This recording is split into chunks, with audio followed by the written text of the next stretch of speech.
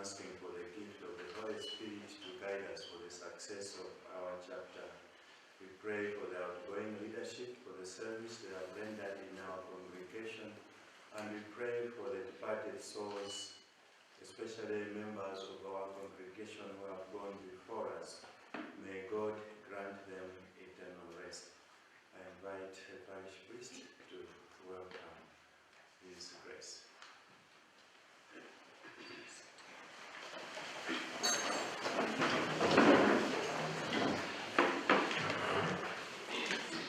Most Reverend Kimengich, Coadjutor Archbishop of the Catholic Archdiocese of Mombasa, Father Andrew, Secretary General of the AMSEA, Sister Jane Award, the outgoing Mother Superior and the Council, sisters, candidates, God is good. All the time. All the time. God is good, and that is His nature. I will take this opportunity to welcome Most Reverend Dominic Kimengich to preside over this Eucharistic celebration that marks the beginning of this general chapter, as we join in the intention that has just been read to pray for our congregation, God to bless the outgoing and the incoming, and that the work of God may continue in the spirit of St. Joseph and the filling of the Holy Spirit upon the whole process. Karibu sana. Let's arise.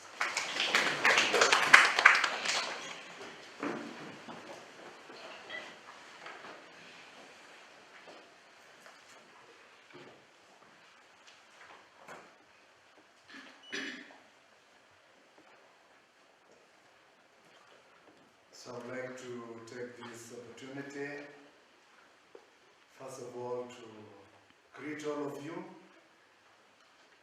It's my first time to be here. I've really been looking forward to coming here.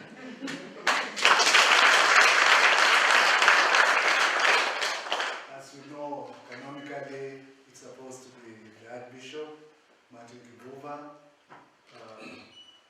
who should be here, but he has delegated me because he had a very important function to do, and since I'm already here as his coadjutor, so everything is okay. Already Father Andrew has presented the intentions for this Holy Mass, the Mass of the Holy Spirit. It is very important because we are calling upon the Holy Spirit to come and be with you as you exercise this very important function in the life of your congregation. As you also call upon God to lead you so that you may choose the leaders, not those which you want, but those whom God wants. That's why we are invoking the Holy Spirit.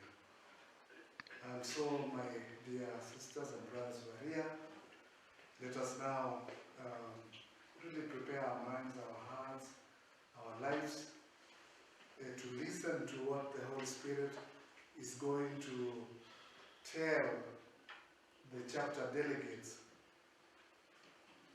and also what the Holy Spirit would wish to tell this congregation, because a chapter is a very important moment, not only choosing about leadership, but also it's a moment of renewal for the congregation.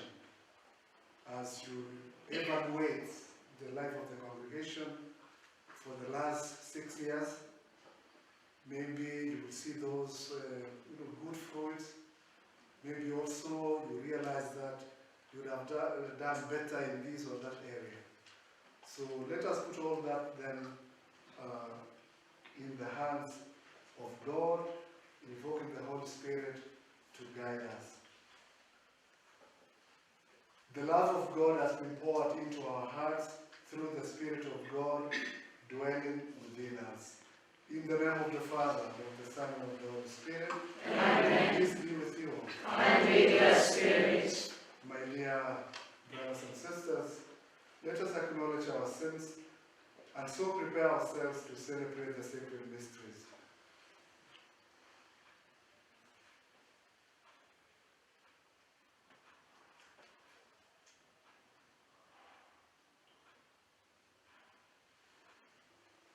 I confess to Almighty God And to you, my brothers and sisters, that I have greatly sinned in my thoughts and in my words, in what I have done and what I have failed to do, through my fault,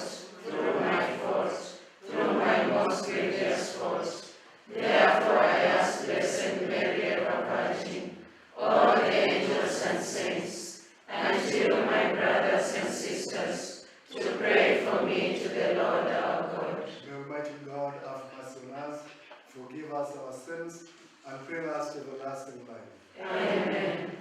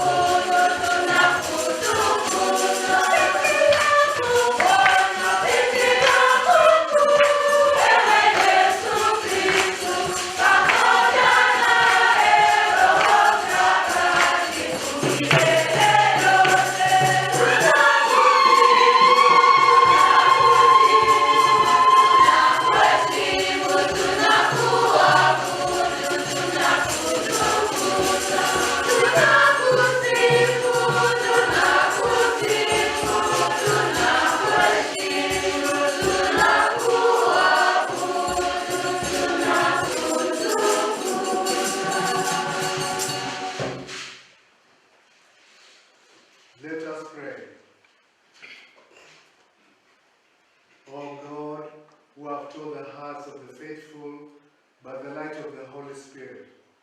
Grant that in the same Spirit we may be truly wise and ever rejoice in His consolation. Through our Lord Jesus Christ, your Son, who lives and reigns with you in the unity of the Holy Spirit, one God, forever and ever. Amen.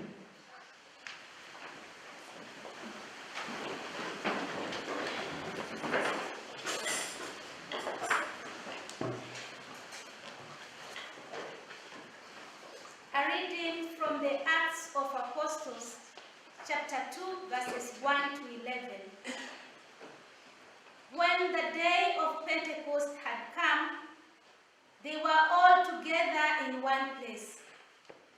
And suddenly a sound came from heaven, like the rush of a mighty wind, and it filled all the house where they were sitting. And there appeared to them tongues as of fire, distributed and resting on each one of them.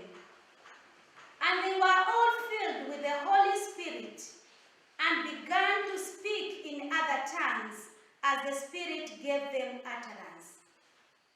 Now there were dwelling in Jerusalem Jews, devout men from every nation under heaven. And at this sound the multitude came together, and they were bewildered, because each one had them speaking in his own language. And they were amazed and wondered, saying, "Are not all these who are speaking Galileans?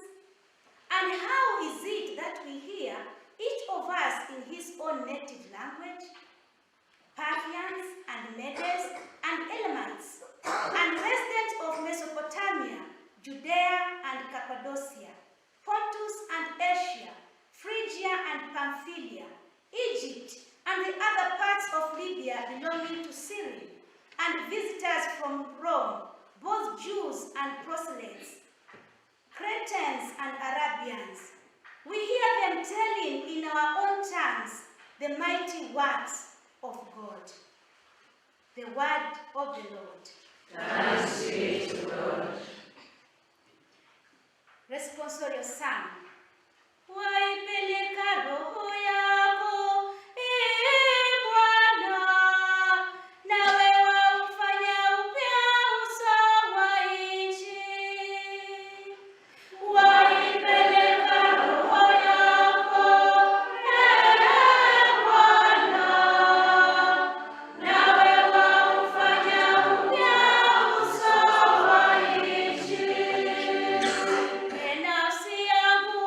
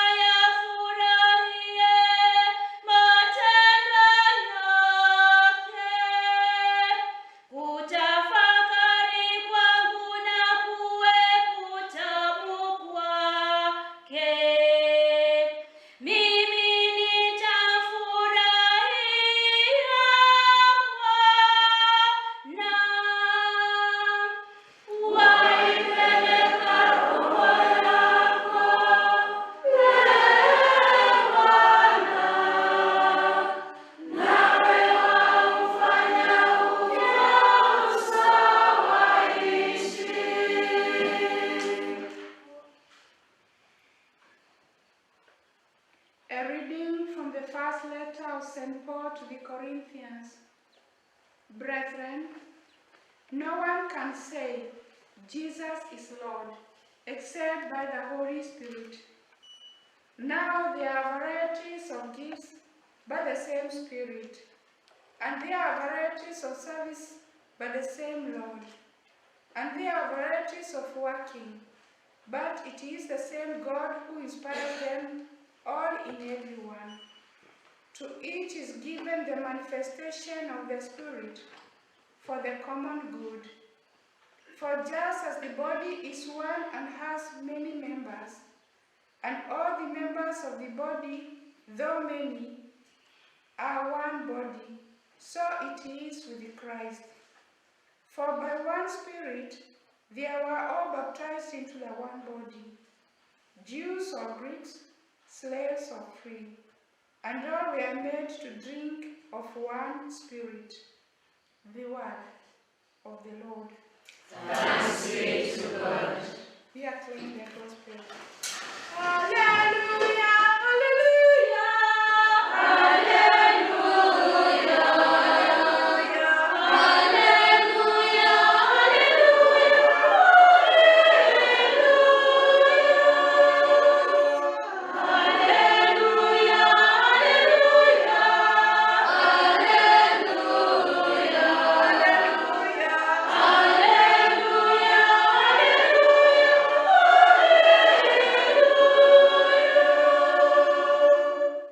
Come, O Holy Spirit, fill the hearts of your faithful, and kindle in them the fire of your love. Hallelujah!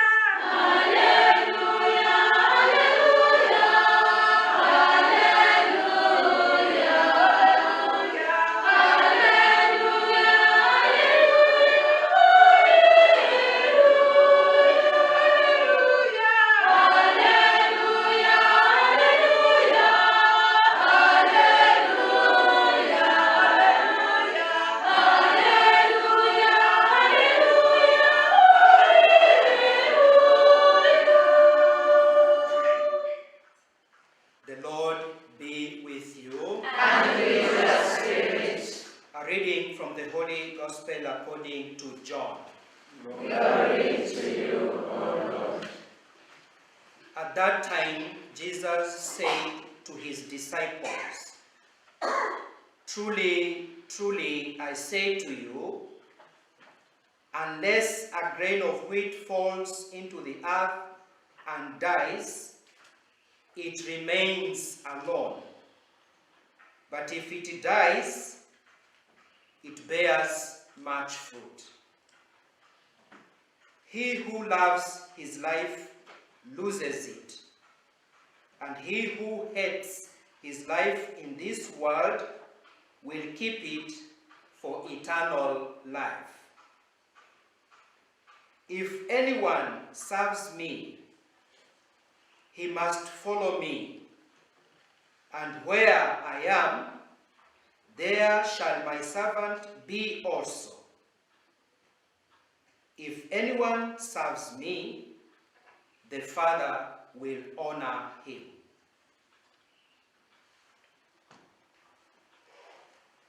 The Gospel of the Lord. Praise to you, Lord Jesus Christ.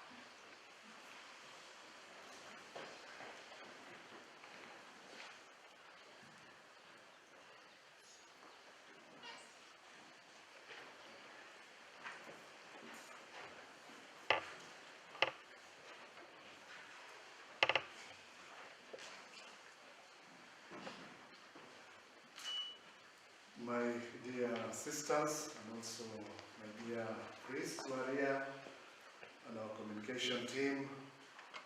We thank the Lord for this special moment. He has gathered us together, just as He gathered the apostles and the disciples, and also our Mother Mary in the cenacle, in that prayer room in Jerusalem. Remember, before He ascended into heaven, our Lord Jesus Christ told His disciples to go to Jerusalem and wait. To go and wait. And so they gathered together, and we are told that they gathered together in prayer. They were praying, waiting for that promise of the Father, waiting for that power from above, waiting for the Holy Spirit. And so in the first reading, we heard about the Holy Spirit coming during the day of Pentecost, and He came to those who were gathered, who already, they were united together by prayer. They were all expecting this wonderful gift from God. They didn't know what it was. They didn't know about the Holy Spirit. But, so when the Spirit came, then now they realized that yes, the Lord wanted them to be filled with His Spirit, to be filled with that fire of love, to be filled and made even more united than before. I know before you came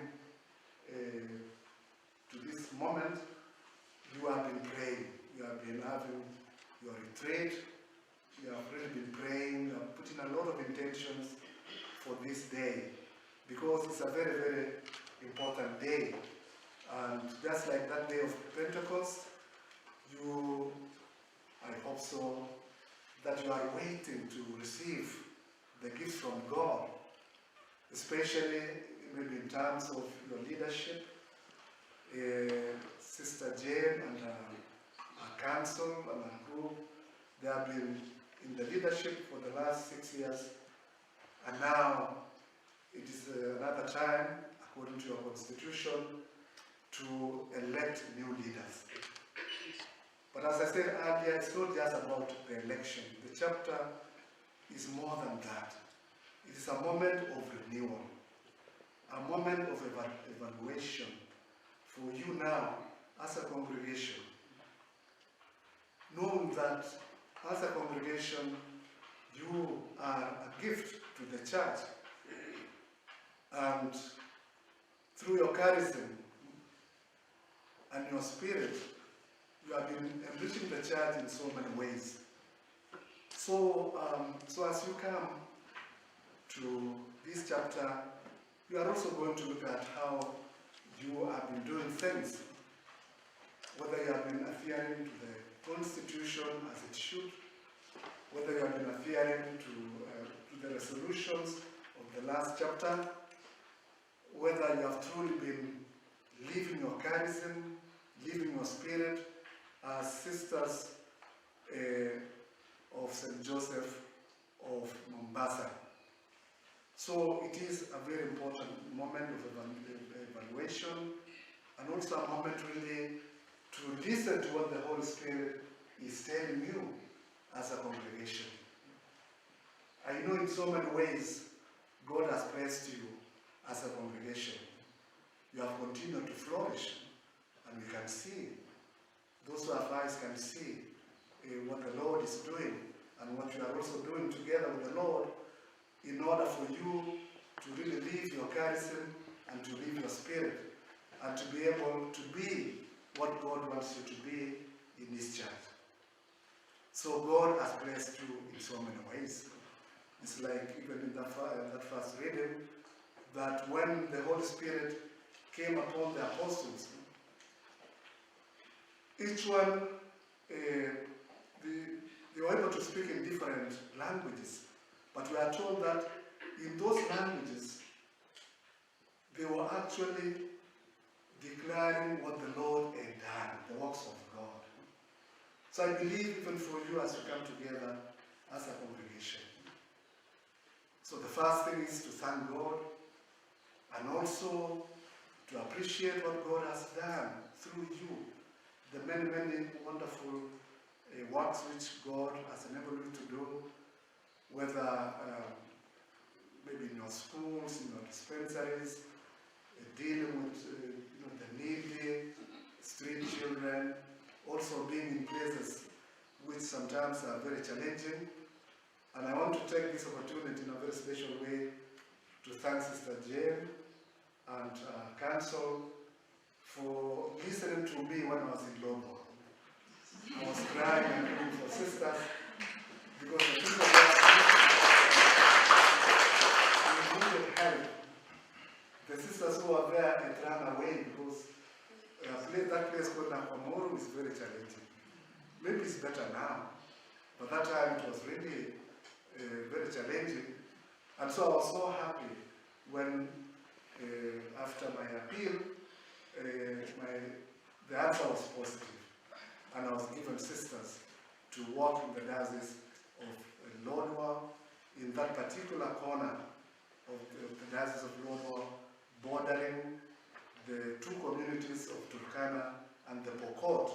And these were communities who have been always fighting one another. And so we needed the presence of the church there, the presence of the sisters, to take care of those people. So I didn't want to forget that. And I'm happy I remember. Thank you for that. And that's what I'm saying, that really, if we live according to our charism and our spirit, we will be able to serve the Lord. We'll be able to serve the Lord the way He wants to be served, just as we have also heard in the gospel reading of today, that if we serve the Lord, Jesus says, those who follow me and serve me, my Father will bless them. My Father will be with them. And that is what we want, that your congregation becomes a blessing to not only the elders of Mombasa, but also the whole people of God, wherever the Lord wants you to be. So my dear sisters, as we gather here, remember what we are doing here is an exercise in what we call a synodality. And Pope Francis talked a lot about that. He talked a lot about that, and he moved the whole church to think in terms of synodality, working together, journeying together, guided by the Holy Spirit, discerning together what the Lord, what the Spirit wants to tell our church. And he came up with 3 things, which sort of summarized the whole this journey of synodality in what we call communion, participation, and mission. Communion, participation, and mission. Communion. That unity, which we had also in the second reading. St. Paul says, because of our baptism in Christ, we are one. We are one body of Christ. And now, for you, because of your consecrated life and being invited to this congregation of St. Joseph, Sisters of St. Joseph Mombasa, you should even be united even more, because you have so many reasons to feel that you are one body of Christ, because of the fact that you are in this congregation. And we know that to achieve that unity, to feel really that you are a community, let us also look at the first Christian community. There are about 4 elements which were there. And if you read Acts chapter 2, we are told that they all used to meet together, to pray together. So prayer is the key to your unity, to that communion, to pray. Not only as a community, but each one of us praying personally. Praying is what the Lord really wanted us to do. And He says pray all the time, so that you may remain strong. Secondly, the first Christian community we are told that they used to listen to the teachings of the apostles. They used to listen to the word of God. So apart from prayer, the word of God. The word of God is what will unite you, because it's the same word. And when we listen to the word of God and also put it into practice, then we feel united, that we are one. We are one. And then that we are told that they felt that they were all, we talk about brotherhood, and we can talk about that sisterhood, that being together, that being united together. And we are united by love. What unites us is that love of Christ and love of one another. So if that one is there, then we are united. And then lastly, they used to pray prayer together. The Eucharist. The Eucharist is also what made them one, because they shared the body of the Lord, and they were fed by Christ, and they had that life of Christ in them. And so their unity was something real, something concrete, because of those four elements I've mentioned: prayer, the word of God, love, living love in a very practical way, and also praying, participating in the Eucharist. The Eucharist, the body of the Lord. And so that is how they experience that communion. And that's what we also need to experience, that we are going into this chapter united together. One body, one congregation, called by Christ and given its particular place in the church. Now the second thing was, Pope Francis mentioned, was participation. That participation to really, that we have to be in this with all of our hearts, all our strength. We cannot come to a chapter if we are divided in one way or another. We come to a chapter really ready to take part in this, to give everything, to pray, and all those elements I've said, so that we actively participate in the chapter. And then if we do that, then we'll be able to achieve our mission. Because you are a congregation on a mission, the mission of Jesus Christ. You are not here for anything else. You are not an NGO. You are that crew is set aside, consecrated for the purposes of God, for the face of God. So that is how you really will benefit from this congregation. I mean, this the chapter which we are now going to begin, which are going to begin solemnly after this.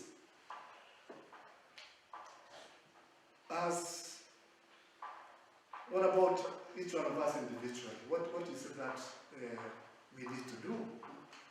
What is it that we need to renew? We need to renew also our commitment at our own personal level. And we have three things which mark that commitment, that truly are consecrated. And I don't have to go into that because you talk about it almost every time. The evangelical counsels that the Lord has called you to a life of chastity. And that has to begin from us, each one of us personally, so that our hearts are freed to serve the Lord. And when we live chastity, then our hearts are open to receive the others. Because it's an act of love, it's an act of self-giving. It's an act of, just like we have had in the gospel reading of today, or that grain of wheat dying so that it may produce fruits.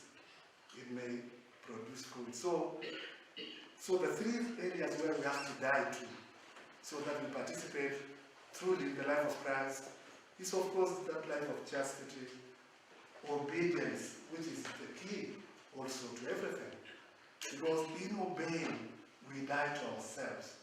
We die to our own wills. We die to what we want.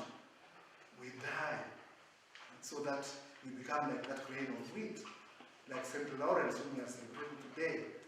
So obedience helps us to die to ourselves so that we want to do the will of the Father. Like Jesus Christ who said, I came to do the will of my Father. So that is also crucial, obedience. And of course, the sharing of goods, poverty. Somebody said, chastity really makes us to give ourselves to Christ. Poverty helps us to give what we have to Christ. And then also obedience helps us to give our future to Christ.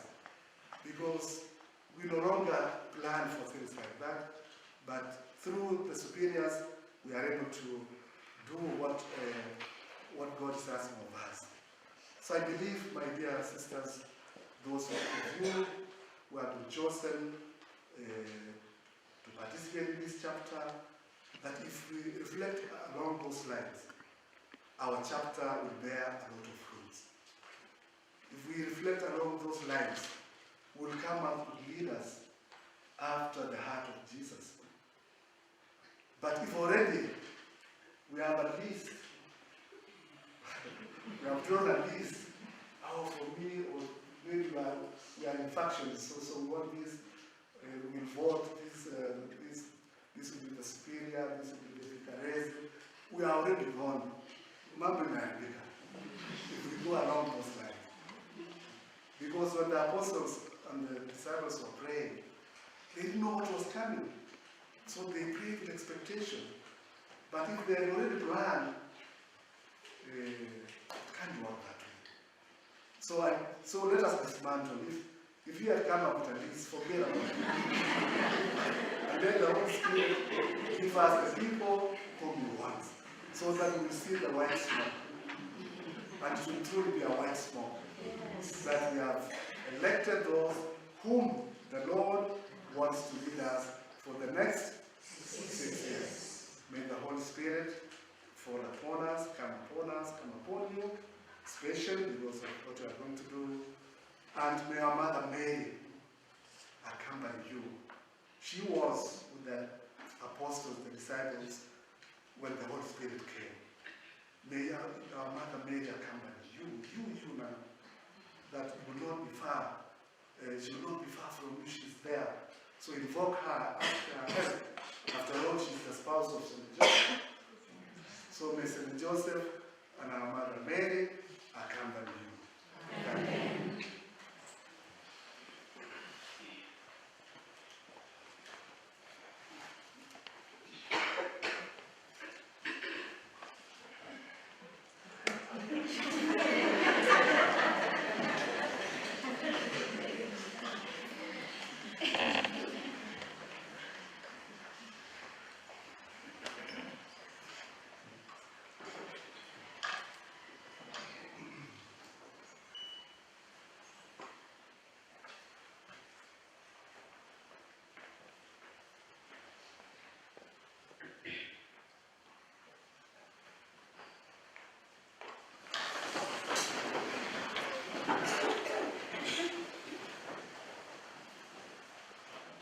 Come, Holy Spirit, fill the hearts of the faithful, and kindle the fire.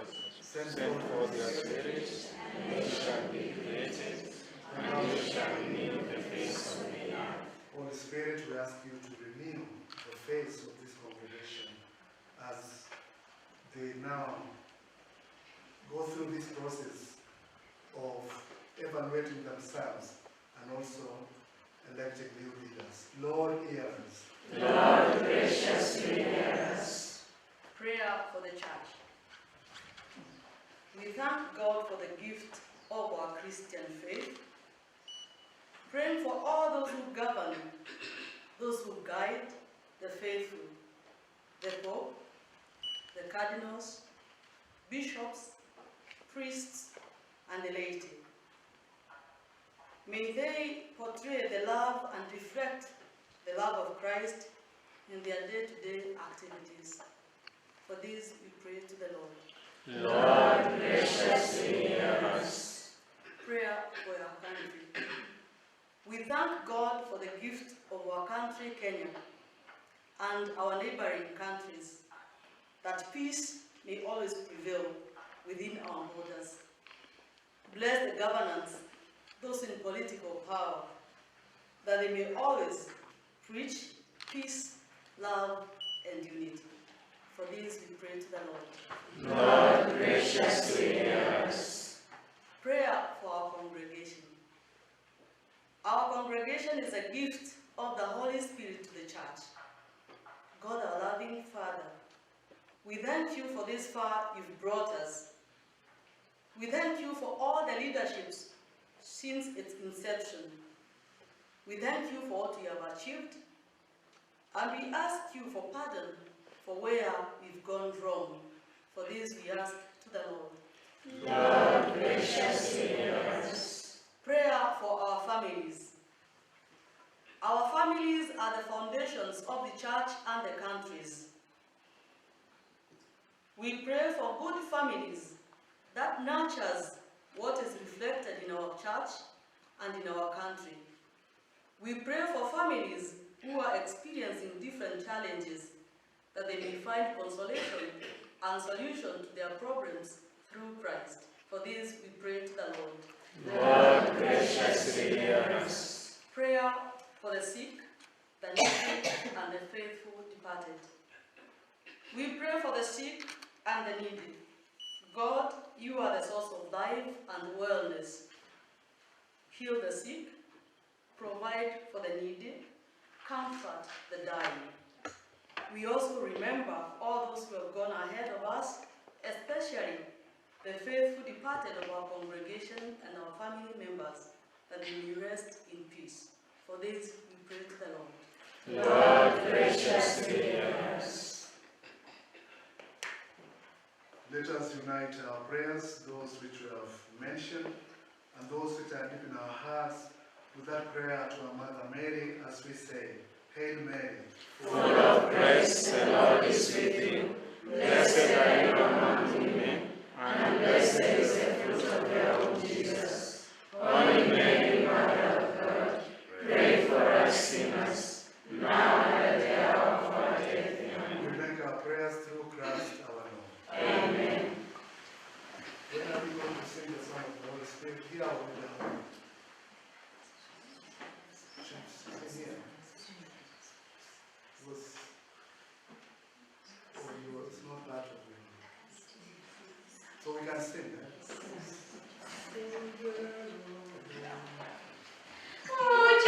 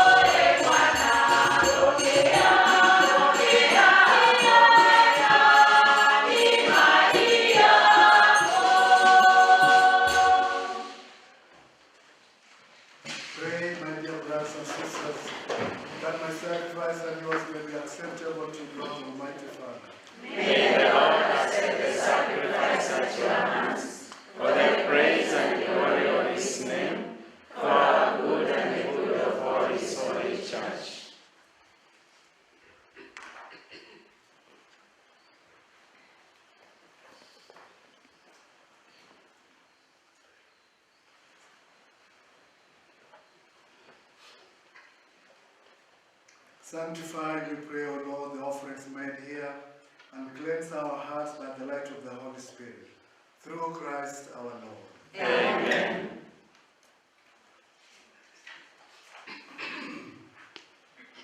The Lord be with you. And with your spirit, Lift up your hearts. we lift them up to the Lord. Let us give thanks to the Lord our God. It is right and just.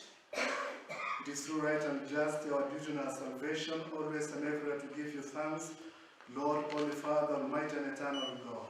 For you bestow gifts suited to every season and guide the governing of your church in wonderful ways. By the power of the Holy Spirit, you come unfailingly to our aid, so that with a heart always subject to you, she may never fail to seek your help in time of trouble, nor cease to give you thanks in time of joy.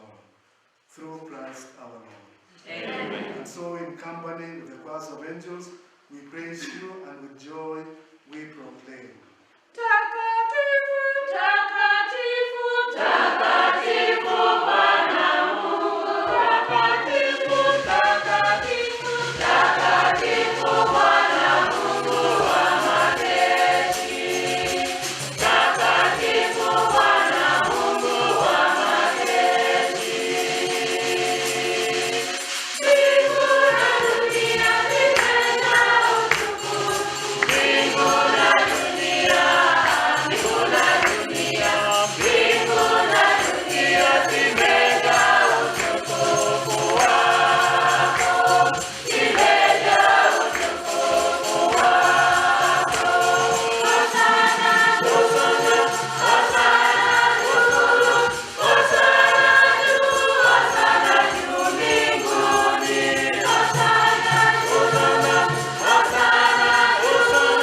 hosana, hosana juu mbinguni. Barikiwa yeye ajaye kwa jina. Barikiwa yeye, barikiwa yeye, barikiwa yeye ajaye kwa jina la Bwana. Ajaye kwa jina la Bwana. Hosana juu, hosana juu, hosana juu, hosana juu mbinguni. Hosana, hosana, hosana juu, hosana juu, hosana juu mbinguni.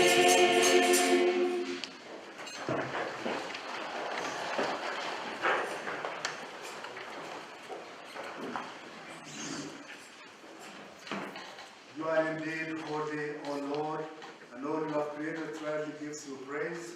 For through your Son, our Lord Jesus Christ, by the power and the working of the Holy Spirit, you give life to all things and make them holy, and you never cease to gather people to yourself, so that from the rising of the sun to its setting, a pure sacrifice may be offered to your name. Therefore, O Lord, we humbly implore you, by the same Spirit, graciously make holy these gifts you have brought you for consecration, that they may become the body and blood of your Son, our Lord Jesus Christ, at whose command we celebrate these mysteries. For on the night he was betrayed, he himself took bread, and giving you thanks, said the blessing, broke the bread, and gave it to his disciples, saying, Take this, all of you, and eat of it, for this is my body, which will be given up for you.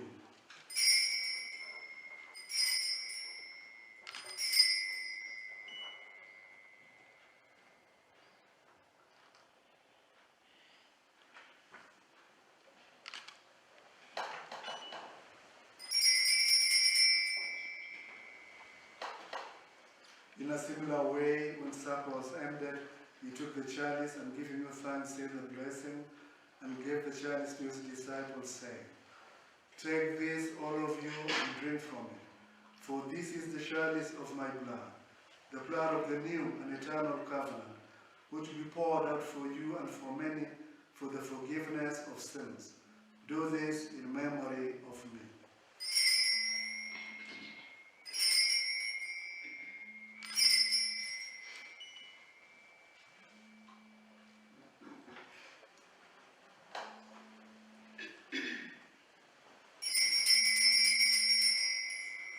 The mystery of faith. Lord,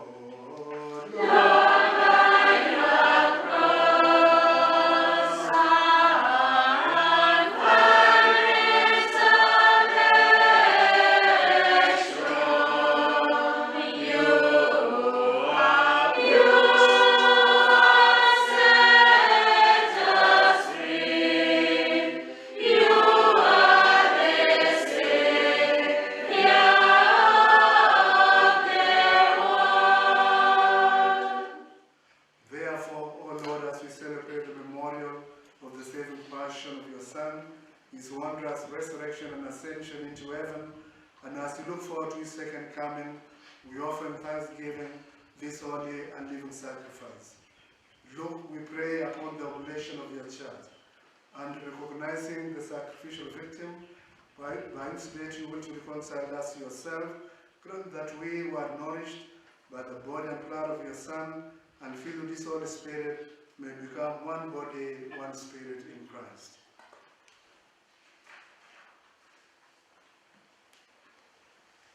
May he make of us an eternal offering to you, so that we may obtain an inheritance with your elect, especially with the most blessed Virgin Mary, Mother of God, with blessed Joseph, her spouse, with your blessed apostles and glorious martyrs, and with all the saints on whose constant intercession in your presence we rely for unfailing help. May this sacrifice of our reconciliation, we pray, O Lord, advance the peace and salvation of all the world. Be pleased to confirm in faith and charity your pilgrim church on earth with your servant Leo XIV, our Pope, Martin, our Bishop, Dominic, his coadjutor, who is present with us, the order of bishops and all the clergy, and the entire people you have ordained for your own. Listen graciously to the prayers of this family whom you have summoned before you. In your compassion, O merciful Father, gather to yourself all your children scattered throughout the world, and to our departed brothers and sisters, and to all who were pleasing to you at their passing from this life. Give kind admittance to your kingdom. There we hope enjoy forever the fullness of your glory, through Christ our Lord, through whom you bestow on the world all that is good.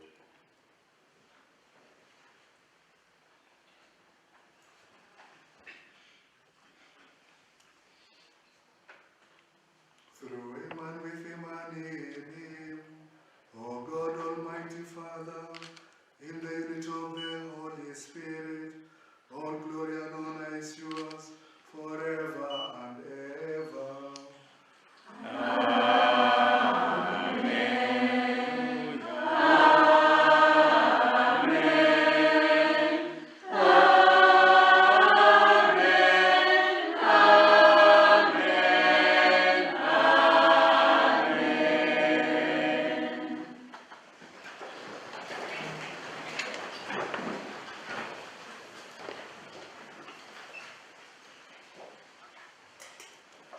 At the Savior's command, informed by divine teaching, we dare to say, Our Father, Who art in heaven, hallowed be thy name. Your kingdom come, your will be done on earth as it is in heaven. Give us this day our daily bread, and forgive us our trespasses, as we forgive those who trespass against us. And lead us not into temptation, but deliver us from evil. deliver us, Lord, we pray, from every evil. Graciously grant peace in our days, that by the help of your mercy we may be always free from sin, and safe from all distress, as we await the blessed hope and the coming of our Savior Jesus Christ. For the kingdom, the power, and the glory are yours, now and forever. Lord Jesus Christ, who said to your apostles, Peace I leave you, my peace I give you. Look not on our sins, but on the faith of your church, and graciously grant her peace and unity in accordance with your will, who live and reign forever and ever. Amen. The peace of the Lord be with you always. And with your spirit. Let us offer each other the sign of peace.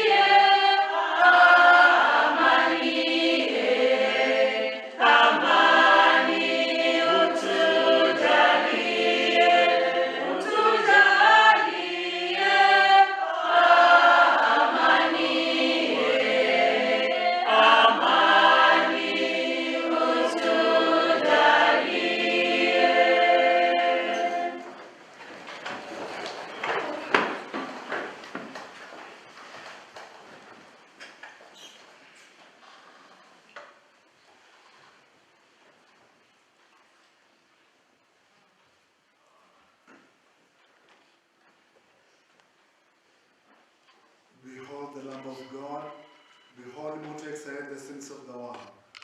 Blessed are those who do the supper of the Lamb. Lord, I am not worthy that you should enter under my roof, but only say the word, and my soul shall be healed.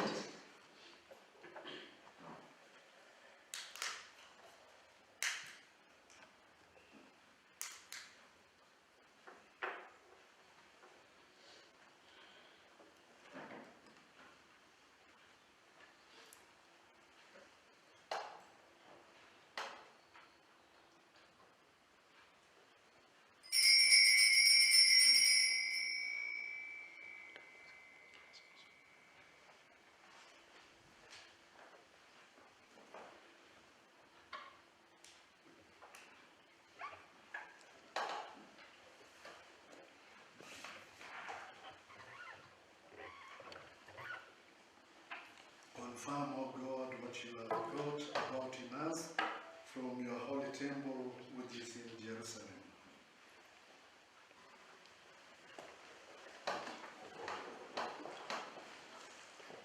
Kama aya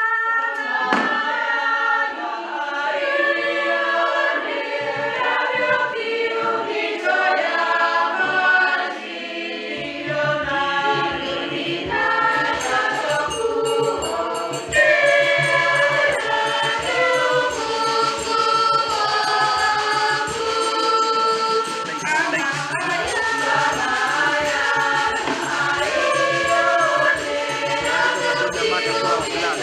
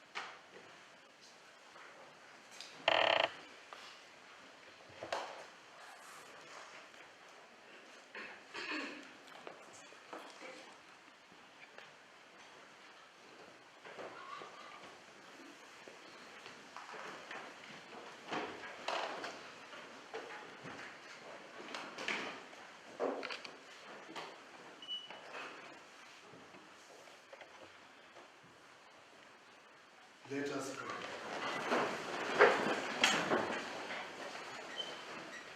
May the pouring of the Holy Spirit cleanse our hearts, O Lord, and make them fruitful by the inner sprinkling of His dew. Through Christ our Lord. Amen. Moyo wangu wamtukuza Bwana Mungu wangu.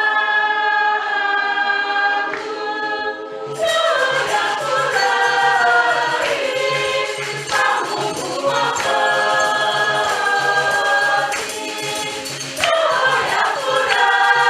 Tunafurahi kwa Mungu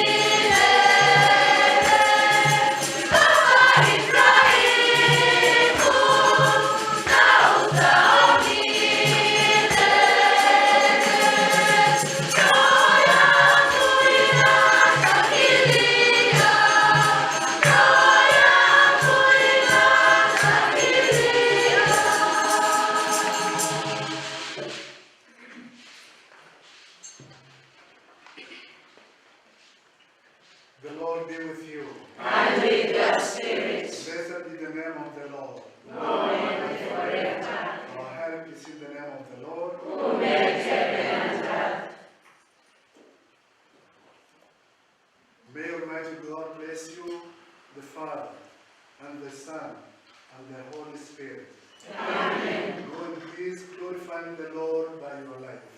Thanks be to God. Your grace, my sisters, to finish this part of the liturgy, then we'll go to change the vestments, and then we'll start the second phase, which will take us up to the hall. Thank you.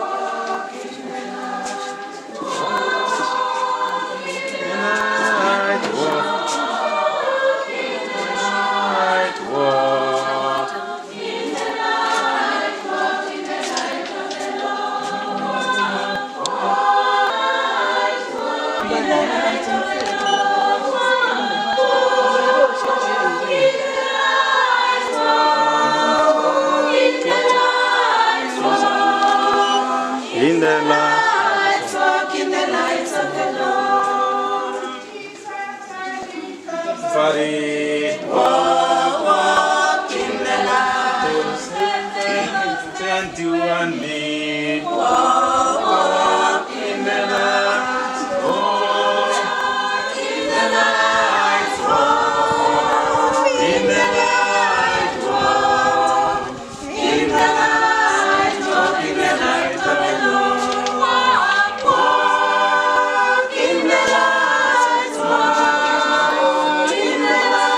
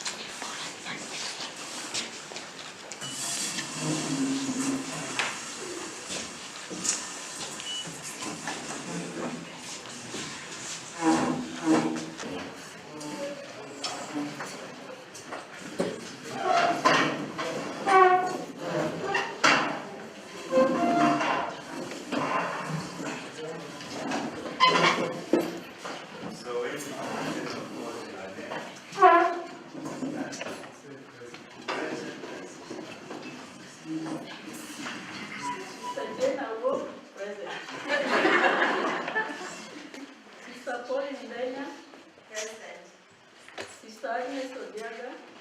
Present. Sister Anne Tuanza. Sister Teresia Waweru. Present. Sister Ursula Limo. Present. Sister Agatha Mbuke. Present and willing. Sister Lucy Dirango. Present. Sister Salvata. Present. Sister Marcelina Marura. Present, sister. Sister Stella Maris Mungua. Present, sister. Sister Mary Wangoi, the sector at which she went out. Sister Mary Wangoi Wairago. Present. Sister Immaculate Mkakisha. Present. Sister Devota Shali. Present. Sister Wanjiru Njuguna. Present. Sister Catherine D. Mweni. Present. Sister Margaret Mkaikamba. Present. Sister Christine Magua. Present, sister. Sister Elizabeth Koki. Present. Sister Gladys Moran. Present.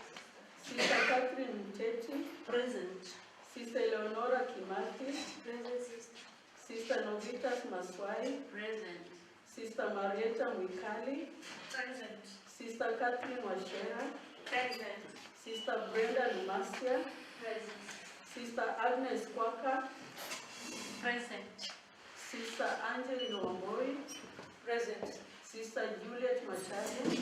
Present. Sister Elizabeth Salama. Present. Sister Monica Mwadime. Present, Mama. Sister Salome Mungai.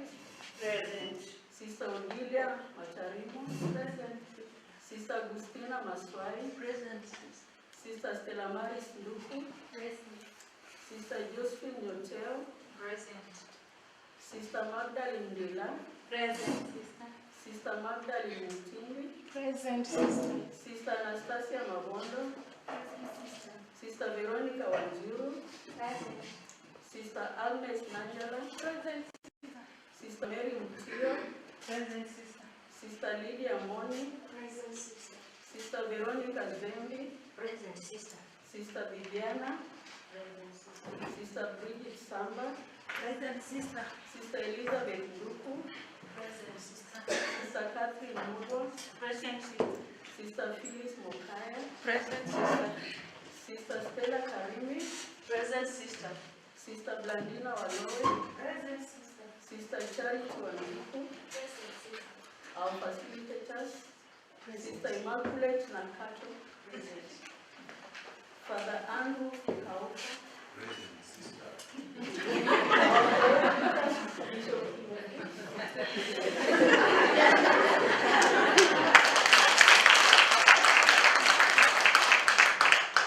So we have some sisters who could not be with us for one reason or another.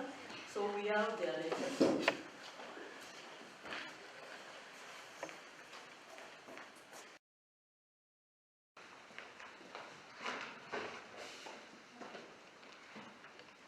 We have Sister Bernadette Mwelu. She went for sabbatical. Sister Lucy Mtune for health issues. Sister John Lammert, her apostolate. Sister Agnes Jerry, the same apostolate. Sister Francisca Mungua, she was not able to come because she lives in America. Without documentation, she cannot travel. Sister Lucy Mungua, apostolate as well. And Sister Kathleen Mtenga, because of the court issues of one of our schools, she's not able to attend.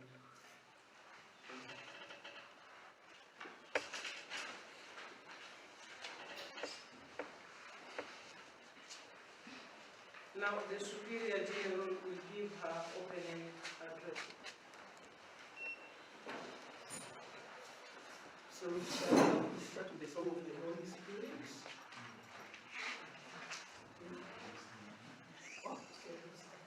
So we have already started.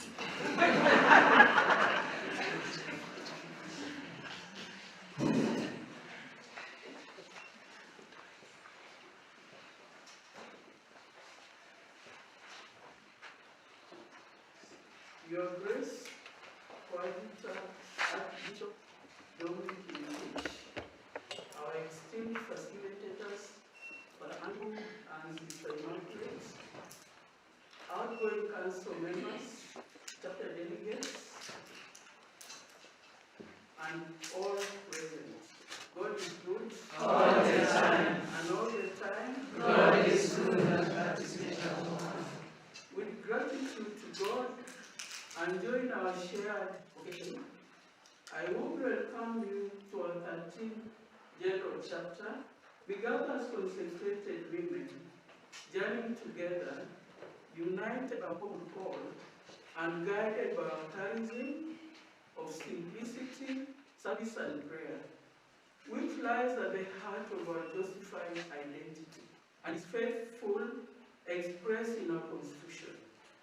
Our chapter theme invites us first to reflect on simplicity as a gospel value and a way of life. In the spirit of St. Joseph, simplicity calls us to live with humility, transparency, and trust in God's providence. As our constitutions remind us, simplicity frees us from excess and self-interest, enabling us to remain available to God's will and response to the needs of the people we serve. This chapter is an opportunity to examine our lifestyle, structures, and use of resources, ensuring that they reflect the simplicity of consecrated life and the credibility of our witness to Christ. Our charism also calls us to service, which is the complete expression of our love for God and the dear neighbor. Faithful to our constitutions, we understand service as participation in Christ's mission, carried out with compassion, confidence, and generosity. As we journey together in this chapter, we are invited to evaluate our apostolates, design new pastoral priorities, and strengthen our commitment to serve, especially where life is most fragile and hope most needed, like Lord. At the center of our journey to prayer, the source and sustainer of our consecrated life, our constitution affirms that prayer nurtures our common with God, deepens our sisterhood, and gives direction to our mission. It is through prayerful listening that we discern God's voice, remain faithful to our vows, and find unity in diversity. May this general chapter be deeply rooted in prayer, allowing the Holy Spirit to guide our reflections, dialogue, and visions. As we journey together during this general chapter, let us do so with openness, humility, and deep sense of shared responsibility. May our discussions be marked by respectful listening, our discernment grounded in prayer, and our decisions inspired by the values of simplicity, service, and prayer that define us as sisters of St. Joseph of Mombasa. Entrusting this chapter to God's loving providence, we seek the intercession of Mary, our mother, and St. Joseph, our patron, and model of faithful service, that we may continue to live our consecrated life with integrity, joy, and renewed zeal. Now, before I declare the chapter open, are we approving the 13th general chapter to open? Yes. With a show of your hands. Sister, yes, and Sister Yolanda, please.